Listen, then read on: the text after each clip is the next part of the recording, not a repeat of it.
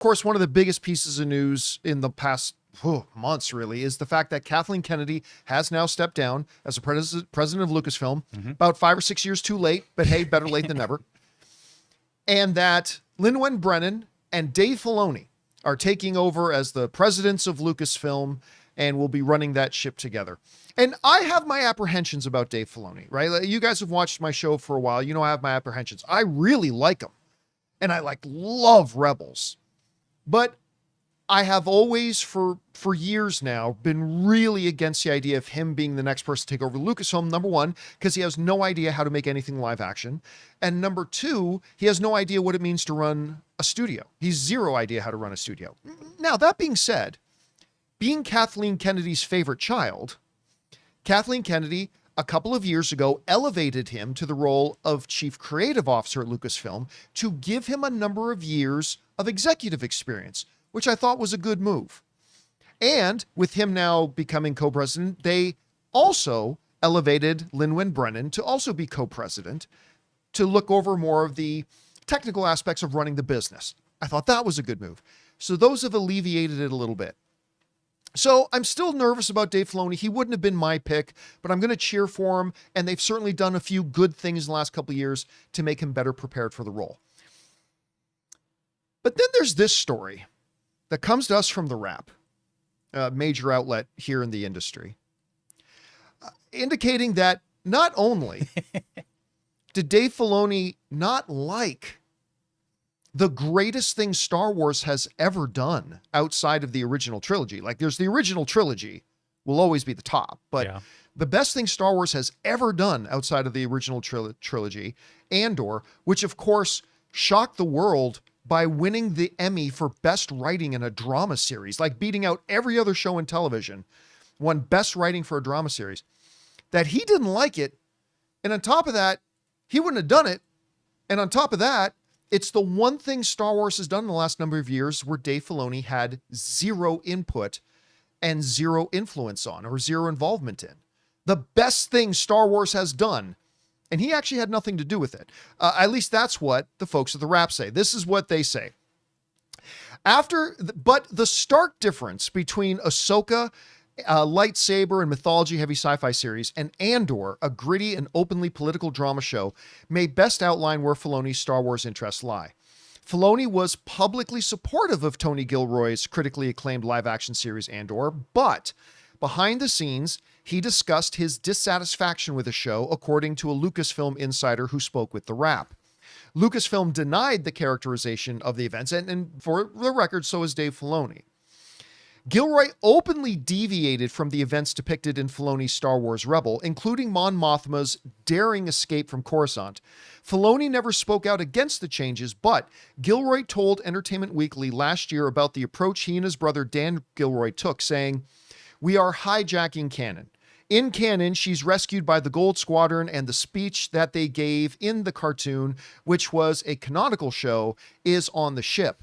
And Danny's like, do I have to stick with this fucking speech?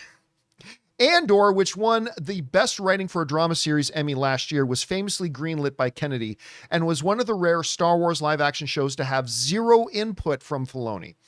There are noticeably no nerdy Easter eggs or appearances by characters from the animated series or from one of the novels. All right. So, in what can be best described as a rocky, let's call it that, Jonathan, a rocky couple of years of Star Wars. By couple, I mean, I don't know, going all the way back to The Rise of Skywalker, whatever. It's been almost a decade. It's been almost a decade or more. Yeah. In what can be defined as a rocky period, the absolute best gold standard, one shining diamond in the rough that they've had, which was Andor, is the one thing that the new boss at Lucasfilm didn't like, at least according to insiders at Lucasfilm speaking to The Wrap, and had absolutely nothing to do with. And that's the thing that they did that won awards, won critical acclaim, and is quite simply the best thing Star Wars has ever done since Return of the Jedi. So my question becomes, should we be concerned should we be concerned? I am of two minds on this, and I'd be curious to know what you guys think about this. But my two minds on this are as follows.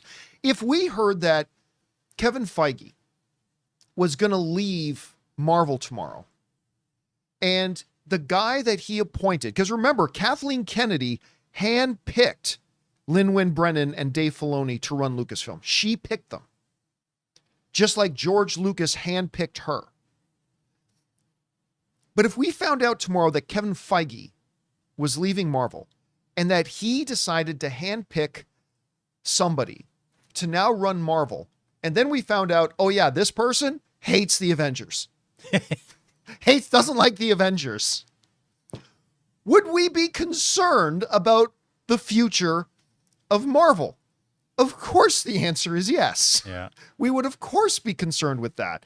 I mean, not that they disliked everything Marvel did. They liked almost everything Marvel did, but they hated the Avengers. Right. And all the Avengers stuff. We would obviously be concerned. So, the one thing that I've kind of been hanging my hat on was that I'll be honest with you, Jonathan, I didn't know that Dave Filoni had nothing to do, didn't even have any input Right. on Andor. He was too busy writing Ahsoka. Well, he was busy writing a useless follow-up to Ahsoka, yes. And finding out that he didn't even have any involvement with that. I mean, we all know it was mostly Tony Gilroy's anyway. Yeah. That does make me a little bit nervous. I'm not going to lie. That makes me a little bit nervous, a little bit more concerned, because I already have some pre-existing concerns about Dave Filoni taking over. But that said, I also have another side of my mind about it. Number one is, does finding out Dave Filoni wasn't involved in any way in the best thing Star Wars has ever done since Return of the Jedi change anything? Not really. I mean, because listen, to be honest, when thinking about the pros and cons of Dave Filoni taking over Lucasfilm, Andor was never a part of the conversation anyway. Right?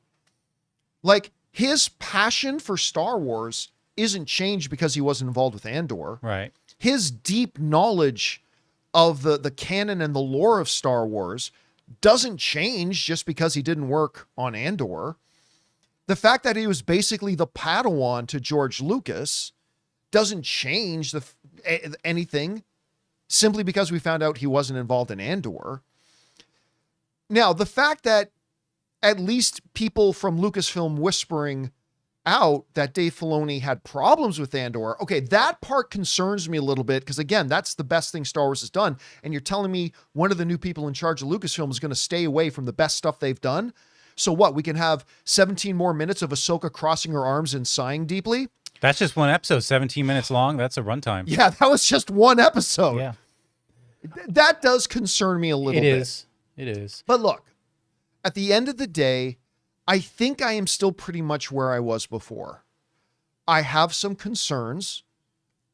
I would not have selected Dave Filoni myself, but I do think Dave Filoni is in a better position to take over Lucasfilm today than he was 4 years ago. And you're not going to find anybody who has a deeper love of Star Wars out there than Dave Filoni. And I think Dave Filoni has exhibited that he has a lot to learn. I remember, Jonathan, my favorite thing that I've ever seen from Dave Filoni was during season 1 of The Mandalorian. They did the behind the scenes stuff. Yeah. And they were interviewing him because he's on set directing an episode. He had never directed anything live action in his life. And whereas a lot of other people could say, yeah, you know what? I feel right at home in this director's chair. Or somebody else could have said, I can't wait to show everybody what I've got in directing this. You know what? Do you remember what Dave Filoni said? He's incredibly humble. Yeah. He said, and I quote, I don't know what the fuck I'm doing. Thank God I've got Jon Favreau here. Now, as long as he's still not saying that. Yeah. but I mean, some people could look at that comment and go, oh no. He's out of his depth. Not me though. I remember when I heard him say that, I was like, that he's got it. When you have somebody who's in a position like he's in, yeah, and he just is in a place where he's believing, I have so much to learn. To me, that's a guy I'll bet on. I will bet on that guy. Now, has he come far enough now to run a major studio like Lucasfilm? We'll find out. But that was one of the big things that really swayed me more towards that. He's got that kind of attitude, and I hope he still does, because that to me was really impressive when he said that. Because he could have been, oh, look at me, I'm Dave Filoni. And he's like, I don't know what the fuck I'm doing. Thank God I've got John Favreau here. And he still has that's a guy Favreau there. who's going to learn. And right? he's still surrounded by an ecosphere of people who are in the business, who know what they're doing. Yeah, and he's got Lin-Manuel Brennan there, who's been an executive at Lucasfilm for a number of years. So, look, still would have been my pick? No. But I think there could be cause for optimism despite what his reported feelings are towards Andor? Yeah, but still, I'm sitting in the stands waving the Dave Filoni flag and saying, let's go, man. Let's make Star Wars fantastic. You got to have some positivity about it. And the thing is that he's not, this guy is going to have a much shorter leash compared to Kathleen Kennedy. He's not set up in the way that Kathleen is in the industry. She's a major cog in the industry. She was given a decade or plus. He is not going to have that kind of leash. No, he's not. And you know why, especially why it's going to be precarious for him? To use a sports analogy, a coach is never on shakier ground with his job than when the team hires a new GM, a new general manager. Right. Because not always, but quite often, a new general manager want to come in and put his people in place. Big Papa Iger is stepping down. Yeah. I think he's going to be gone within the next 6 months, I think. Scary. Yeah. It's a little scary. Nervous, especially considering what happened with the Bob Chapek era. But, and whoever Disney appoints as the new chairman, I think they're going to give Filoni and Lin-Manuel Brennan a much shorter leash than what Bob Iger gave Kathleen Kennedy. Right. And so, I think if you have, again, you can't blame Brennan or Filoni for anything bad that happens in the next year and a half, 2 years, because that stuff's already in place. That happened pre-transition. Pre the switch. Yeah. So if Mandalorian sucks, you can't necessarily blame Filoni as the studio head. If Starfighter sucks, you can't necessarily blame Filoni as the studio head. But after that, yes, the new boss at Disney may only give him 2 years, 1, 2, maybe 3 like years, 2030, 2031. Yeah, to show you get to keep That's this so job. weird to say, by the way. 2030, 2031. Oh God, it's so weird to say.